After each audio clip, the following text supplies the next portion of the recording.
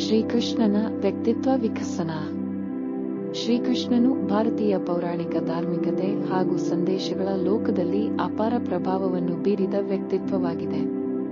ಕೃಷ್ಣನ ಜೀವನದ ಪ್ರತಿ ಹಂತವೂ ವ್ಯಕ್ತಿತ್ವ ವಿಕಸನದ ಗಾಢ ಸಂದೇಶವನ್ನು ಹೊತ್ತಿರುತ್ತದೆ. ಇವರು ಕೇವಲ ಒಂದು ದೈವಿಕ ಶಕ್ತಿಯು ಮಾತ್ರವಲ್ಲ, ಭೌತಿಕ ಹಾಗೂ ಮಾನವೀಯ ಸಿದ್ಧಾಂತಗಳನ್ನು ಪ್ರಣಾಳಿಸಿದ ಮಹಾನ್ ತತ್ವಜ್ಞಾನಿಯಾಗಿದ್ದರು. ಕೃಷ್ಣನು ತನ್ನ ಬಾಲ್ಯದ ಅವಸ್ಥೆಯಿಂದಲೇ ಮನುಷ್ಯನ ವ್ಯಕ್ತಿತ್ವದಲ್ಲಿ ಸಮತೋಲನವನ್ನು ತೋರಿಸುತ್ತಾನೆ.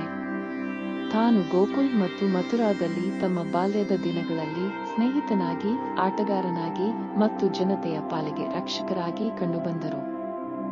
ಈ ದಿನಗಳಲ್ಲಿಯೇ ಅವರು ಜನರನ್ನು ತಮ್ಮತ್ತ ಸೆಳೆದ ವ್ಯಕ್ತಿತ್ವದ ಪ್ರಭಾವವನ್ನು ಮೆರೆದರು. ಆತನ ಕುತೂಹಲ ಮತ್ತು ವಿನೋದವು ತಕ್ಷಣವೇ ಜನರನ್ನು ಹತ್ತಿರದವರನ್ನಾಗಿಸಿತು. ಅವನ ಧಾರ್ಮಿಕ ಮತ್ತು ತಾತ್ವಿಕ ದರ್ಶನವು ವ್ಯಕ್ತಿತ್ವ ವಿಕಸನಕ್ಕೆ ಮಹತ್ವದ ಆಸ್ಪದ ನೀಡುತ್ತದೆ. ಕರ್ಮಯೋಗ, ಭಕ್ತಿಯೋಗ ಹಾಗೂ ಜ್ಞಾನಯೋಗದ ಮೂಲಕ ಕೃಷ್ಣನು ವ್ಯಕ್ತಿಯನ್ನು ಎಲ್ಲ ಬಗೆಯ ಜೀವನದ ಹಂತಗಳಲ್ಲಿ ಬೆಳೆಸುವ ಮಾರ್ಗಗಳನ್ನು ತೋರಿಸುತ್ತಾನೆ.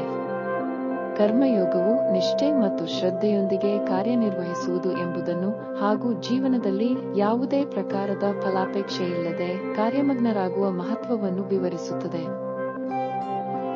ಶ್ರೀಮದ್ಭಗವದ್ಗೀತೆಯಲ್ಲಿ ಕೃಷ್ಣನು ಅರ್ಜುನನಿಗೆ ನೀಡಿದ ಪಾಠಗಳು ಮನುಷ್ಯನ ವ್ಯಕ್ತಿತ್ವದ ವಿಕಸನಕ್ಕೆ ಶ್ರೇಷ್ಠ ಮಾದರಿಯಾಗಿದೆ. ಜ್ಞಾನ ಮತ್ತು ಧರ್ಮದ ಮೌಲ್ಯಗಳನ್ನು ಅರ್ಥಮಾಡಿಸಿ ಆತ್ಮವಿಶ್ವಾಸ, ಧೈರ್ಯ, ನಿರ್ಣಾಯಕತೆ ಹಾಗೂ ಶಾಂತಿಯನ್ನಾಗಿಸಿ ಕೃಷ್ಣನು ವ್ಯಕ್ತಿತ್ವ ವಿಕಸನದ ಮಾದರಿಯಾಗಿದೆ.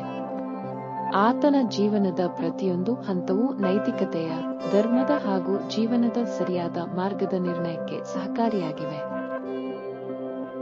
ಹೀಗೆ ಶ್ರೀಕೃಷ್ಣನು ವ್ಯಕ್ತಿತ್ವ ವಿಕಸನಕ್ಕೆ ಅತ್ಯಂತ ಪ್ರಾಮುಖ್ಯವಾಗಿದ್ದ